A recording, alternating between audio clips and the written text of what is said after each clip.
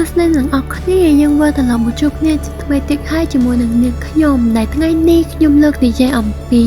ប្រវត្តិចាក់ស្រែ3រឿងតាក់ទងនឹងជំនឿបន់ខ្សែនំព្រះខែរបស់ខ្សែស្រឡាយចិនរាល់ថ្ងៃឈប់សម្រាកឬពិធីបន់ធំៗនៅក្នុងប្រទេសចិន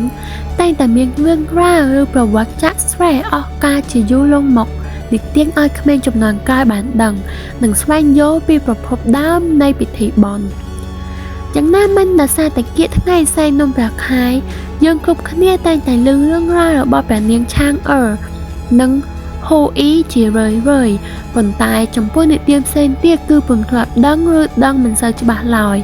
ដើម្បីឲ្យអ្នកអានបានជ្រាបកាន់តែច្បាស់ពីដំណើរដើមតងនៃពិធីបន់សែននំព្រះខែរបស់ជនជាតិចិនខាងក្រោមនេះគឺជារឿងដែលតាក់ទងទៅនឹងពិធីបន់មួយនេះទី1រឿងទេពធីតាឆាងអឺ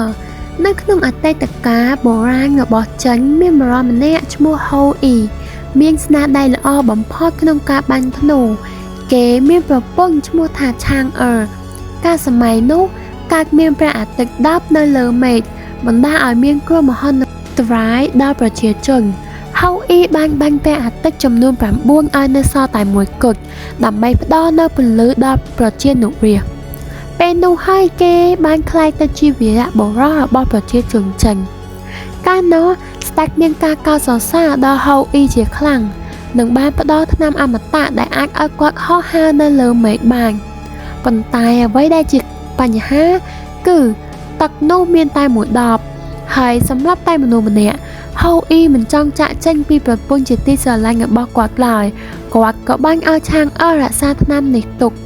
ប៉ុន្តែផេនមែនដែលជាសិស្សម្នាក់បានដឹងការសម្ងាត់នេះនៅថ្ងៃទី15ខែសីហាក្នុងប្រតិទិននៅពេលហូអ៊ីបានទៅបរបាញ់ផេនមែនបានចូលទៅក្នុងផ្ទះរបស់ហូអ៊ីនិងបង្ខំឆាងអឺប្រគល់ថ្នាំអមតៈនោះមកឲ្យគេឆាងអឺមិនព្រមហើយនាងបានផឹកចូលទៅក្នុងពោះរួចហោះឡើងទៅលើមេឃបាច់ទៅយ៉ាងណាក៏ដោយដោយសារតែចិត្តស្រឡាញ់ស្វាមីខ្លាំងហើយសង្ឃឹមថានឹងរស់នៅក្បែរគ្នាជារៀងរហូតទើបនាងចេះរើសព្រះច័ន្ទសម្រាប់ជាលំនៅដ្ឋាននៅពេលហូអ៊ីត្រឡប់មកវិញបានដឹងរឿងរ៉ាវគាត់មានអារម្មណ៍សោកស្ដាយជាខ្លាំងហើយដើម្បីជាការរំលឹកដល់ភរិយាគាត់បាននាំយកផ្លែឈើនិងនំដែលនាងចូលចិត្តទៅឧទ្ទិសដល់ទីកន្លែងដែលនាងរស់នៅក្នុងឋានព្រះច័ន្ទ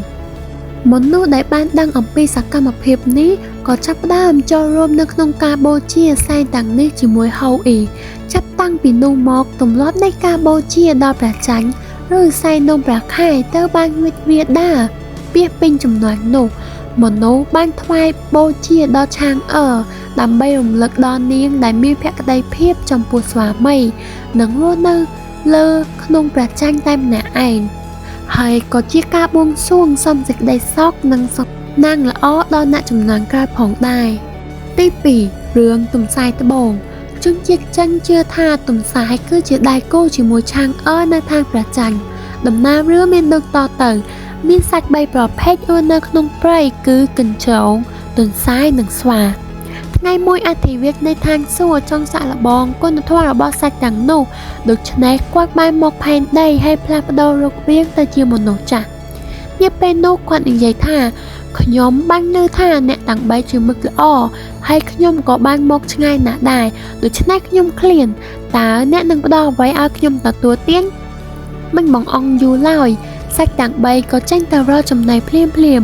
ដោយកញ្ចងចាប់ត្រីនៅក្នុងទន្លេមួយស្វាបានផ្លែឈើពីក្នុងព្រៃប៉ុន្តែទន្សាយមិនបាច់អាហារសូម្បីតែមួយហើយត្រឡប់មកវិញដោយគ្មានអ្វីសោះនៅក្នុងដៃបន្ទាប់ពីបុរសចំណាបានឃើញដូចនេះគាត់បាននិយាយថាអ្នកទាំង3មិនរួបរวมគ្នាហើយធ្វើការតែម្នាក់ឯងអ្នកទាំងពីរបានធ្វើតាមការសន្យាហើយបានយកអាហារមកវិញប៉ុន្តែទន្សាយមិនបានយកអ្វីមកវិញទេនាពេលនោះទន្សាយមានអារម្មណ៍ថាសោកស្ដាយយ៉ាងខ្លាំងហើយបាននិយាយទៅកាន់កញ្ចោងនិងស្វាថាសូមជួយយកអស់មកផងខ្ញុំចង់ធ្វើម្ហូបឲ្យគាត់ខ្លះសាច់ទាំងពីរមិនយកបំណងទន្សាយទេតែពួកគេបានប្រមូលអស់ ហើយទំសាយក៏និយាយថាសំតោដែលខ្ញុំមិនបានធ្វើតាមការសន្យាប៉ុន្តែខ្ញុំអាចឲ្យខ្លួនឯងទៅអ្នកបានសមបរិភោគខ្ញុំចោះហើយទំសាយក៏លើកចូលទៅក្នុងភ្លុកភ្លើងភ្លាមអធិវាកនៃឋានសួគ៌ត្រូវបានទំសាយធ្វើឲ្យរំជួលចិត្តយ៉ាងខ្លាំងគាត់បានរើសឆ្អឹងទំសាយហើយនិយាយថាខ្ញុំពិតជារំភើបណាស់ហើយដើម្បីគោរពដល់នាងខ្ញុំនឹងឲ្យនាងទៅរស់នៅក្នុងឋានព្រះច័ន្ទដើម្បីឲ្យមនុស្សបានឃើញនាងជារៀងរហូតទៅទី3រឿង Vulcan កាត់ដើម Cherry Bear នៅពេលអ្នកក៏លេចមើលព្រះច័ន្ទនៅយប់ដ៏ភ្លឺច្បាស់អ្នកអាចមើលឃើញថាមានសមានៅក្នុងទោះបីជាវាត្រូវបានបង្ហាញថាសមាពិតជាភ្នំដែលបង្កើតដោយអាចផ្កាយក៏ដោយរឿងព្រេងចិនបាននិយាយថានោះគឺជាសមានៃដើមឈើដ៏ធំនៃលើព្រះច័ន្ទដំណើររឿងបានកើតឡើងទៅលើបុរសឈ្មោះថា Vulcan គឺជាមនុស្សធម្មតាម្នាក់ដែលចង់ក្លាយជាមនុស្សអមតៈប៉ុន្តែមិនបានប្រឹងប្រែងហើយក៏មិនដែលព្យាយាមអស់ពីសមត្ថភាពដើម្បីរៀនអំពីអ្វីដែលចាំបាច់នោះទេអធិរាជនៃឋានសួគ៌បានខឹងនឹងគាត់ដោយសារតែអាកប្បកិរិយារបស់ Vulcan ដើម្បីដាក់ទោសអធិរាជនៃឋានសួគ៌បាននាំដើម Cherry Bear ដ៏ធំមួយដែលមានកម្ពស់